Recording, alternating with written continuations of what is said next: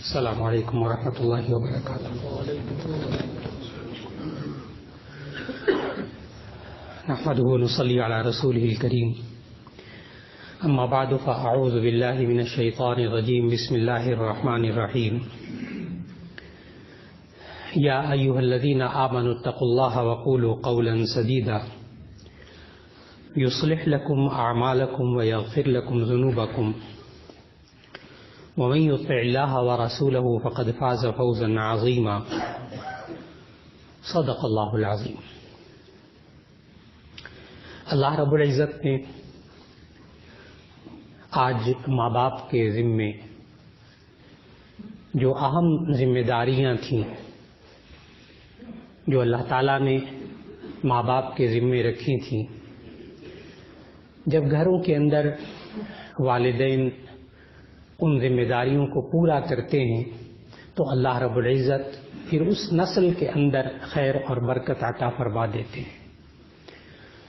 اور جب ماں باپ اپنی ذمہ داریوں کو پورا نہیں کر پاتے تو ایسی صورت میں وہی گھر ہوتا ہے، وہی اولاد ہوتی ہے، لیکن انسان کو زندگی کا سکون نہیں ملتا. ان ذمہ داریوں کا گزشتہ ملاقات میں چند ذمہ داریوں کا تذکرہ ہوا.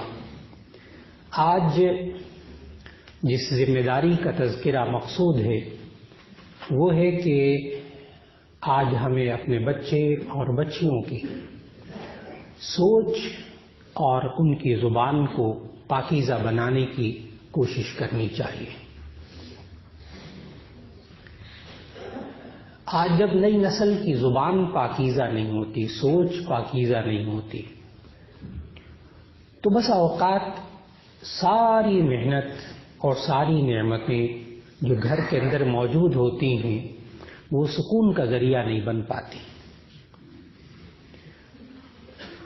یہ انسان کس طرح محنت کرے کہ جس سے نوجوان نسل کی سوچ پاکیزہ ہو جائے اور اس کی زبان پاکیزہ ہو جائے، اس کی زبان سے نکلنے والے الفاظ پاکیزہ ہو جائیں. نبی صلی اللہ علیہ وسلم نے جس معاشرے کے اندر محنت فرمائی، اس زبان اور اس سوچ کو جس طرح نبی صلی اللہ علیہ وسلم نے اس وقت پاکیزہ بنایا، آج بھی انہی اصولوں کی ضرورت پیش آ رہی ہے. اللہ رب العزت نے انسان کا نظام ایسا بنایا ہے کہ یہ انسان جو کچھ دیکھتا ہے وہ اس کے ذہن میں محفوظ ہو جاتا ہے، جو کچھ یہ انسان سنتا ہے وہ اس کے ذہن میں محفوظ ہو جاتا ہے، اور پھر وہ آواز کے ذریعے زبان سے الفاظ کی صورت میں ڈھل کر لوگوں کے سامنے آتا ہے. اور یہ جتنے ہمارے اعضاء ہیں، ہماری آنکھیں اور ہمارے ہاتھ، ہمارے پاؤں، اس جسم سے بھی پھر وہی اعمال ظاہر ہوتے ہیں جو انسان کی سوچ کے اندر ہوتے ہیں. سوچ پاکیزہ ہوتی ہے، اعمال پاکیزہ ہوتے ہیں. سوچ منفی ہوتی ہے، اعمال منفی ہوتے ہیں. سوچ مثبت ہوتی ہے، اعمال بھی مثبت ہوتے ہیں.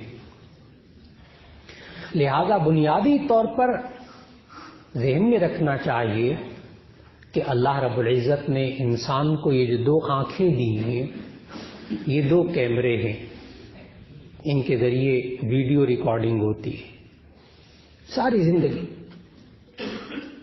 خاص طور پر نوجوان نسل کی.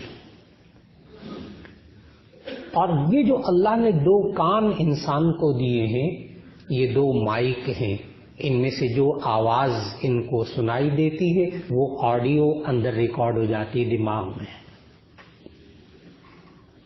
آج ہم گھروں کے اندر نوجوان بچے اور بچیوں کو اگر دیکھنے اور سننے کا ماحول پاکیزہ نہ دیں تو بھول جائیں اس بات کو کہ اس کی سوچ پاکیزہ ہوگی. بھول جائیں.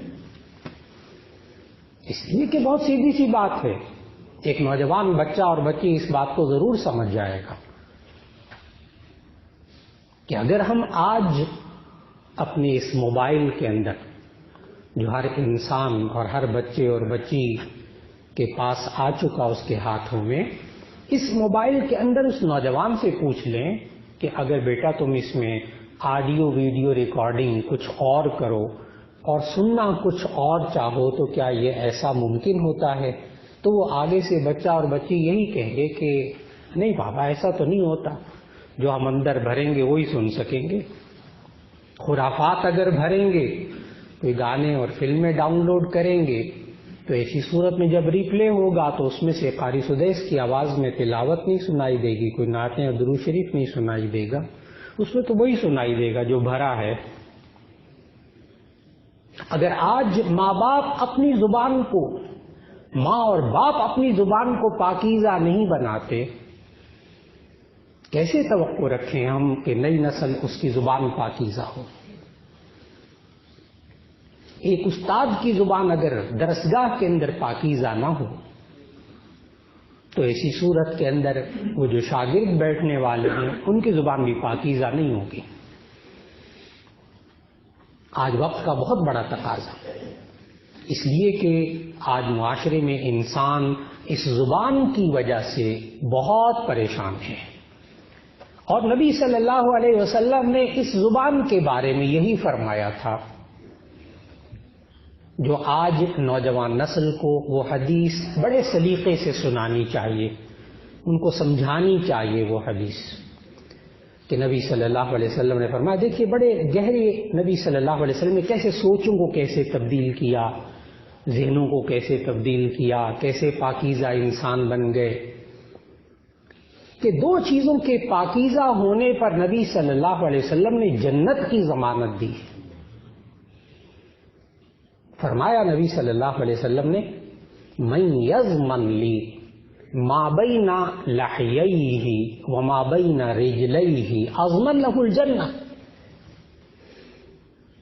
بڑے مہذب الفاظ میں ترجمہ کرنے لگا ہوں، اس صرف الفاظ کا ترجمہ تاکہ آپ کو سمجھ میں آئے کہ نبی صلی اللہ علیہ وسلم نے کس طرح بات کو سنبھال کر اور بڑے مہذب انداز میں سمجھایا۔ عربی میں لحیون کہتے ہیں جبڑے کو، یہ جبڑا، ہڈی۔ فرمایا من یضمن لی ما بین لحییہ، جو شخص مجھے ضمانت دے دے اس چیز کی جو دو جبڑوں کے درمیان ہے، یعنی زبان، جو شخص مجھے ضمانت دے دے اس چیز کی جو دو جبڑوں کے درمیان ہے، آگے لفظ سننے والا ہے، وما بین رجلیہ، اور اس چیز کی ضمانت دے دے جو دو ٹانگوں کے درمیان ہے، اضمن لہ الجنہ، میں اس کو جنت کی ضمانت دیتا ہوں۔ آج سمجھانا پڑے گا اس نوجوان نسل کو کہ اپنی زبان اور اپنی سوچوں کو پاکیزہ کر لو۔ سوچ اگر سوچ جو ہے وہ منفی ہے، اگر سوچ گناہوں والی ہے، کیسے ہمیں ہمارے بچے اور بچیاں عفت اور عصمت، پاک دامنی کی زندگی کی ہمیں ضمانت کیسے دے سکتی ہیں؟ بڑے سنبھل کر میں نے الفاظ عرض کیے، بڑا رک کر میں بولا ہوں۔ آج ہم اگر سوچوں کو پاکیزہ نہیں بناتے تو ہم نوجوان نسل سے عفت، عصمت اور پاک دامنی والی زندگی کی ضمانت کیسے دے سکتے؟ اگر ہم نے گھر کی چار دیواری کے اندر دیکھنے اور سننے کی چیزوں کو نوجوان نسل کے لیے پاکیزہ نہیں بنایا تو عفت اور پاک دامنی والی زندگی کی ضمانت کیسے دیں گے جو نبی صلی اللہ علیہ وسلم نے ضمانت مانگی ہے؟ تم ان دو چیزوں کی ضمانت دے دو، میں تمہیں جنت کی ضمانت دیتا ہوں۔ آج انسان اپنی نئی نسل کے لیے قربانی دے کہ اپنے گھر کے اندر دیکھنے والی چیزوں کو جتنا ہو سکتا ہے پاکیزہ بنا لے، سننے والی چیزوں کو جتنا ہو سکتا ہے پاکیزہ بنا لے۔ جنت تو ملے گی مرنے کے بعد، یہ گھر بھی انشاءاللہ ان بچوں کے ساتھ جنت بن جائے گا۔ پاکیزہ سوچ والے نوجوان بچے، پاکیزہ سوچ والی نوجوان بچیاں، ممکن اس دن میں قیامت تک رہنا ہے۔ اور اللہ تعالیٰ نے قرآن مجید کی وہ آیت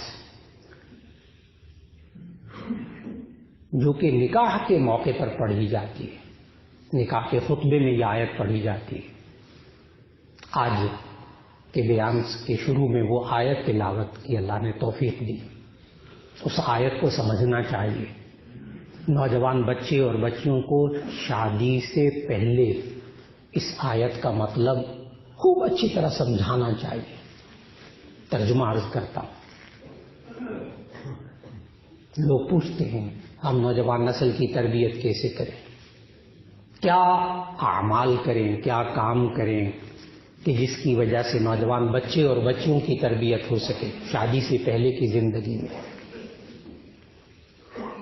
اس لیے کہ شادی کے بعد کی زندگی میں یہی عفت اور پاک دامنی اور پاکیزہ زبان کام آتی ہے، یہی بعد میں گھروں کو بناتی ہے، یہی گھروں کو اجاڑتی ہے، یہی زبان، یہی پاکیزہ سوچ آئندہ شادی کے بعد کی زندگی کو پاکیزہ بناتی ہے، یہی زبان انسان کی آئندہ زندگی کو، یہ بچے اور بچیاں بڑی ذمہ داری ماں باپ کی۔ اللہ تعالیٰ نے فرمایا خالق ہے، وہ زبان کا بھی خالق ہے، وہ دماغ کا بھی خالق ہے، وہ انسان کے اعضاء کا بھی خالق ہے، پورے جسم کا خالق ہے۔ اس نے ہمیں سلیقہ